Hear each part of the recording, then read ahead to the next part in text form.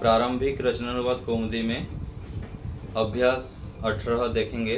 शब्दावली: करीन हाथी, पक्षिन पक्षी, दंडिन सन्यासी दंडधारी, विद्यार्थिन विद्यार्थी, स्वामिन स्वामी, मंत्रिन मंत्री, ज्ञानिन ज्ञानी, योगिन योगी, त्यागिन त्यागी, धनिन धनी। ये सब करीन के तरह चलेंगे।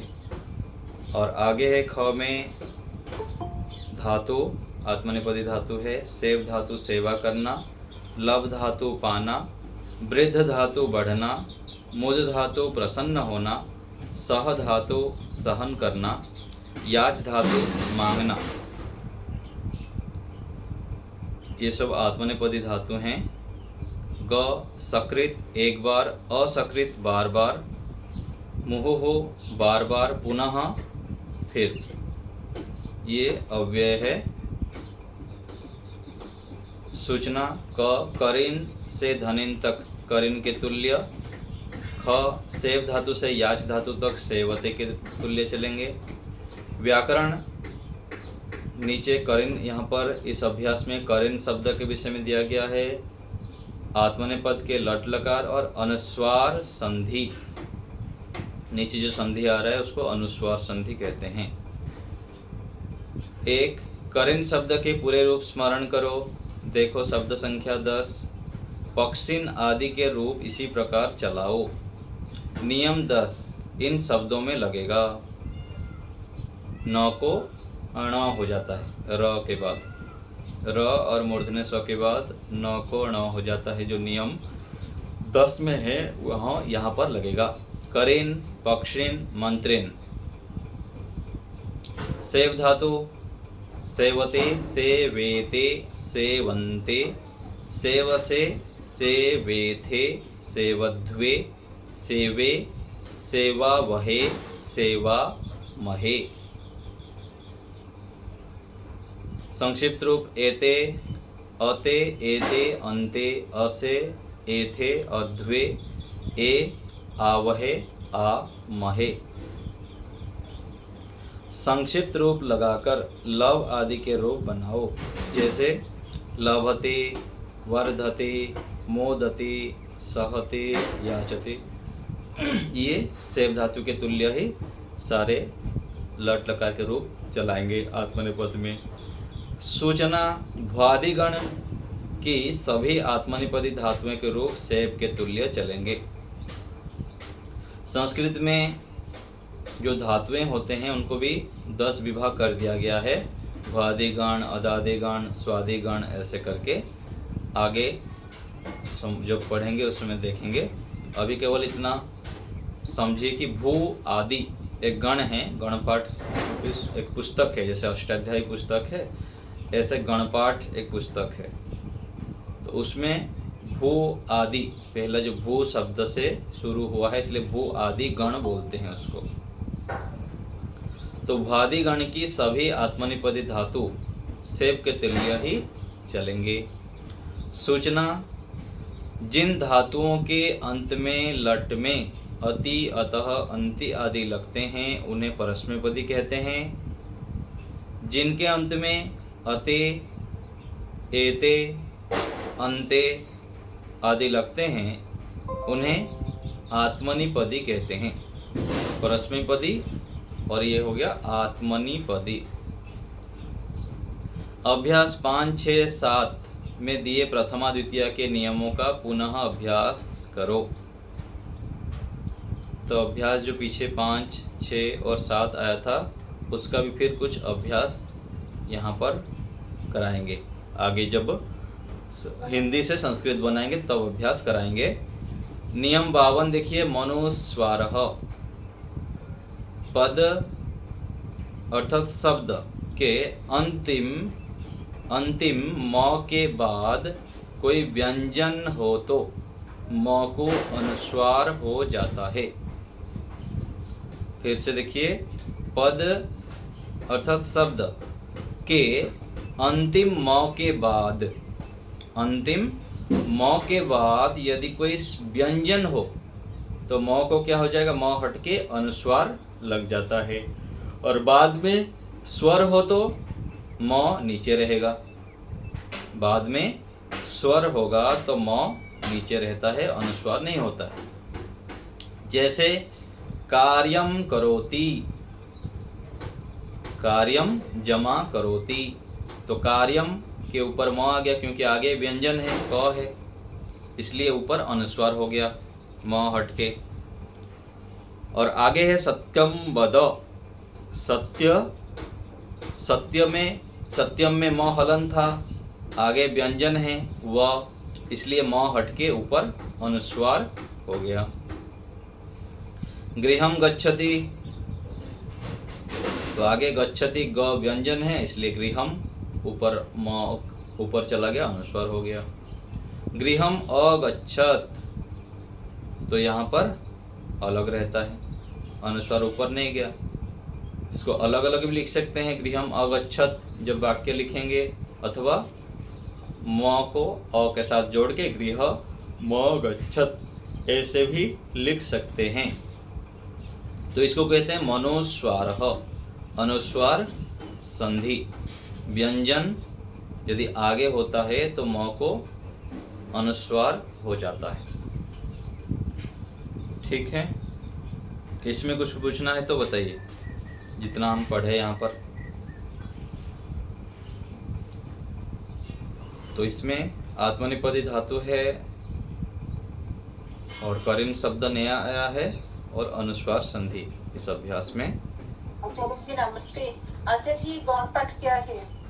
गण जो आपने, हाँ, वो गण मैं गलती से बोल दिया, धातु पाठ, धातु पाठ में दिया हुआ नहीं, गण पाठ ठीक बोला मैं, गण पाठ। गण पाठ में अलग अलग गण के विषय में परिचय दिया गया है।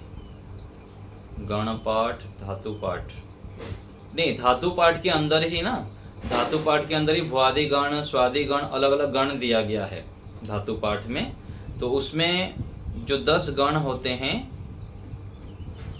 उसको बोलते हैं भुआदि गण धातु है, स्वादि गण है, उसको एक समूह कर दिए हैं। 2000 धातु जो दिया गया है उसको अलग अलग विभाजन कर दिया गया है। यहाँ से यहाँ तक हम भू आदि कहेंगे। जैसे बोलते हैं 10 बालक है, राम से लेकर हरि तक 10 बालक है, तो इसको कहे राम आदि कह दिया जाता है। और सीता आदि, तो सीता और आगे जितने भी लड़कियां होंगे, कन्याएं 20-30, तो उसको सीता आदि को बुला लाओ, तो कहने पर सीता के पीछे जितने भी हैं उनको बुला लाएंगे। ऐसे करके वहाँ पर धातु दिया गया है, तो उसको भुआदि गण, धातु पाठ के अंदर भी धातुओं को समूह कर दिया गया है, ये नाम दे दिया गया है उसको। भुआदि गण, स्वादि गण, अदादि गण, ऐसे नाम से नामकरण किया गया है। ठीक है, तो भुआदि और क्या क्या आएगा जैसे भुआदि गण में? उसको अधिक अब ना जाए डीप में, उसमें उलझ जाएंगे आप। पहले तो भुआदि गण क्या है समझ में नहीं आएगा आपको अभी। जब धातु पाठ पुस्तक पकड़ेंगे उसमें आपको समझाया जाएगा कि यहाँ से यहाँ तक भुआदि गण बोलते हैं, यहाँ से यहाँ तक ये बोलते हैं, तो ऐसे उसमें होता है। ठीक है ना। ऐसे अद धातु हो गए, अदादि गण में आते हैं। एक गण के पहला जिस प्रकार चलता है बाकी उसी प्रकार से ही चलेंगे। जैसे यहाँ कह देना भूत धातु के तुल्य चलेंगे, ऐसे ही भुआदि गण के जितने भी धातुएं होंगे उसी प्रकार से ही चलेंगे। अदादि गण के जितने धातु होंगे तो अद धातु के तरह ही चलेंगे। ऐसे इसमें 10 गण हैं और उसमें अलग अलग विभाजन कर रखे हैं। उदाहरण वाक्य देखिए, वने करिणः सन्ति, वन में हाथी हैं। तो करिण शब्द के करी, करिणो, करिणः, तो करिणः बहुवचन में है, तो बहुत सारे हाथी हैं, वन में अनेक हाथी हैं। राम पक्षिणः पश्यति, राम पक्षियों को देखता है। पक्षिणः ये द्वितीय विभक्ति बहुवचन है। दंडी दंडेन सह भ्रमति, दंडी दंडे से भ्रमण कर रहा है। दंडी अर्थात सन्यासी।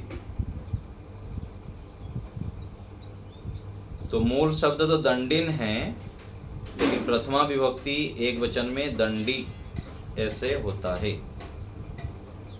ऐसे ही मूल शब्द विद्यार्थिन है, विद्यार्थिन, न में हलंत है, तो ये विद्यार्थिनः अर्थात प्रथमा विभक्ति बहुवचन। विद्यार्थिनः, स्वामिनः, मंत्रिणः, ज्ञानिनः, योगिनः, त्यागिनः और धनिनः च अत्र सन्ति। तो विद्यार्थी, बहुत सारे विद्यार्थी, स्वामी बहुत सारे, मंत्री अनेक, ज्ञानी, तो ये सब यहाँ हैं। तो मूल नकारांत नकारांत शब्द है, लेकिन ये जब रूप चलता है तो धनिनः, विद्यार्थिनः, स्वामिनः ये बहुवचन में हो जाता है। तो करेन शब्द को सभी लोग याद कर लेंगे तो ये आप बना सकते हैं। विद्यार्थी गुरुम सेवते, विद्यार्थी गुरु की सेवा करता है। मंत्री धनम लभते, मंत्री धन को पाता है। त्वम सुखेन वर्धसे, तुम सुख से बढ़ते हो, तुम के साथ वर्धसे हो गया। अहम विद्या मोदे, मैं विद्या से प्रसन्न हो रहा हूँ, ये लट लकार में है इसलिए। योगी दुखम सहते, योगी दुख को सहन करता है। विद्यार्थी नृपम धनम याचते, विद्यार्थी राजा को धन मांगता है। सकृत कार्यम कुरु, एक बार कार्य करो। असकृत मुहुः पुनः वा विद्याम पठ, सत्यम वद धर्मम च कुरु। असकृत अर्थात बार बार, और मुहुः अर्थात बार बार, ये भी एक ही अर्थ में है। पुनः फिर, तो विद्या को पढ़ो, सत्य बोलो और धर्म करो। तो ये हो गया उदाहरण वाक्य। संस्कृत बनाओ। क, इस नगर में 5 हाथी हैं। अस्मिन् नगरे अथवा एतस्मिन् नगरे भी कर सकते हैं। पंच करिणः सन्ति, इन पक्षियों को देखो, इन पक्षियों को देखो। तो ये जो करेन शब्द है ये नपुंसक लिंग शब्द है।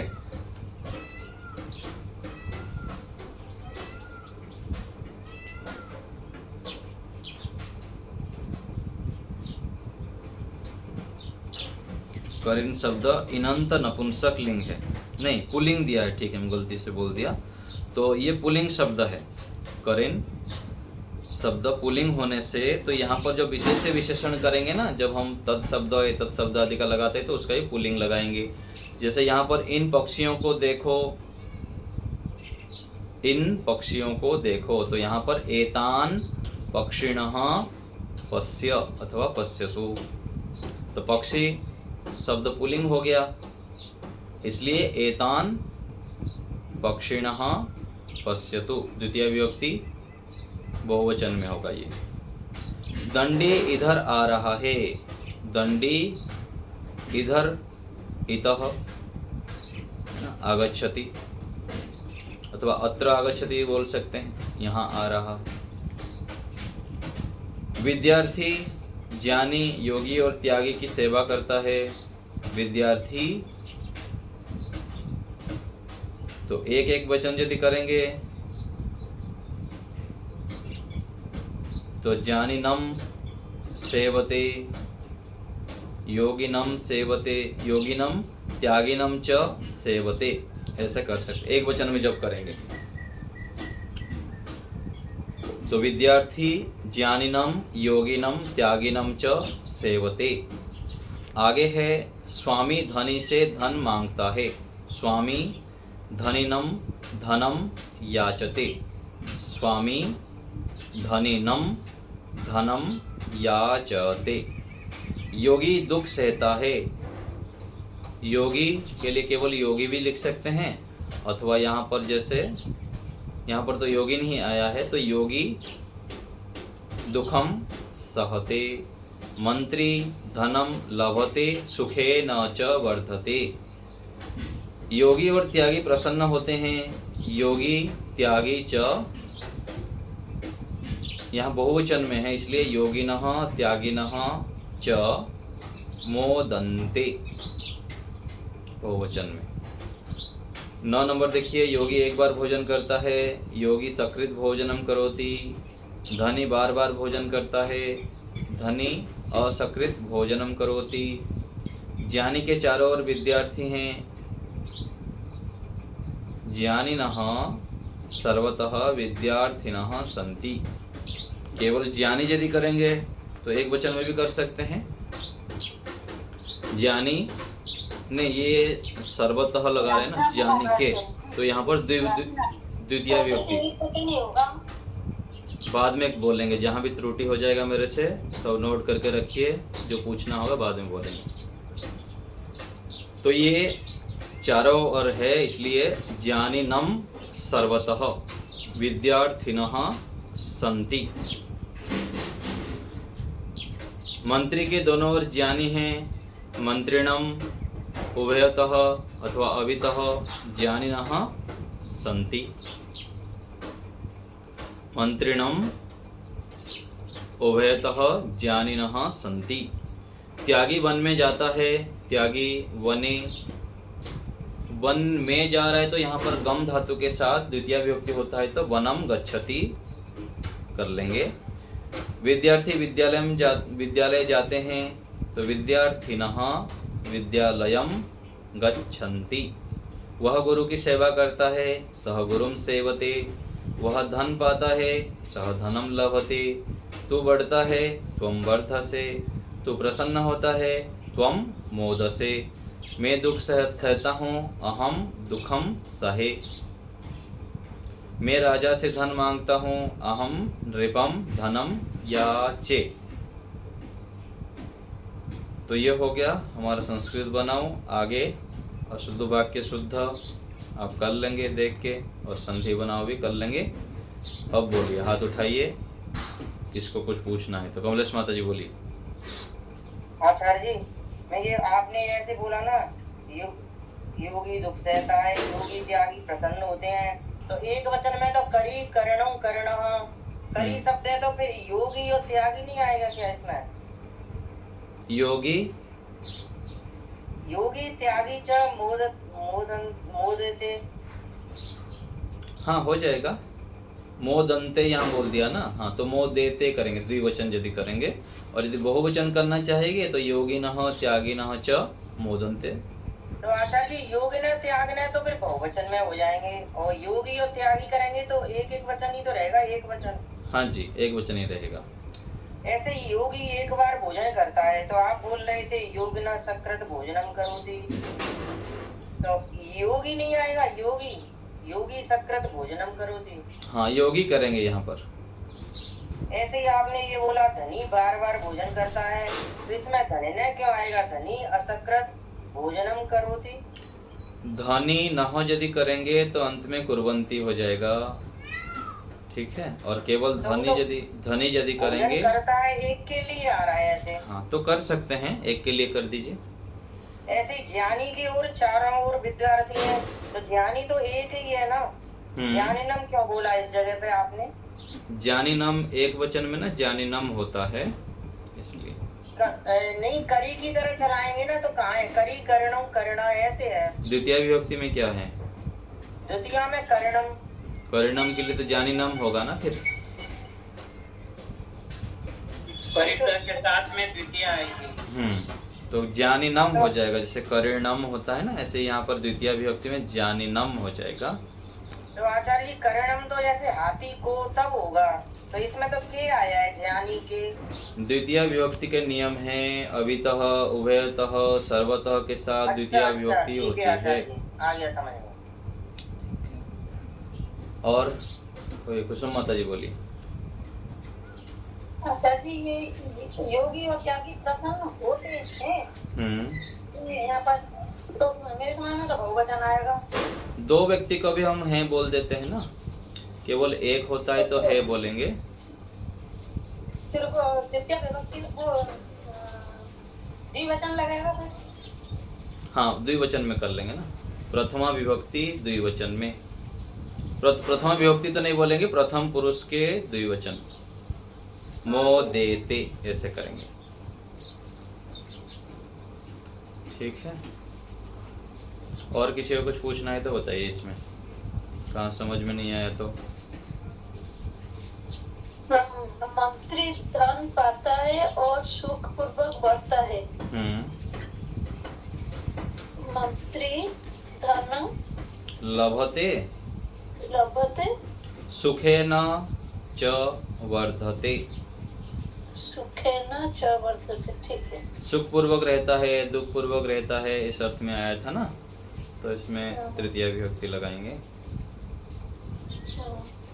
ठीक है। आचार्य जी इसमें बने क्यों नहीं आया? त्यागी बन में जाता है, बनम क्यों आया?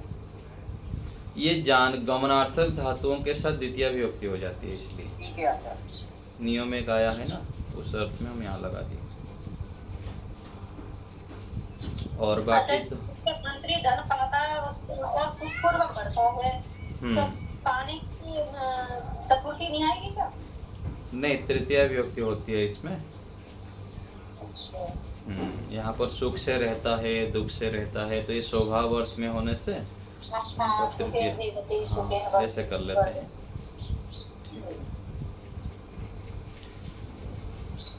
तो ऐसे इसका अभ्यास कर लेंगे, अभ्यास 18 का सभी लोग, ठीक है।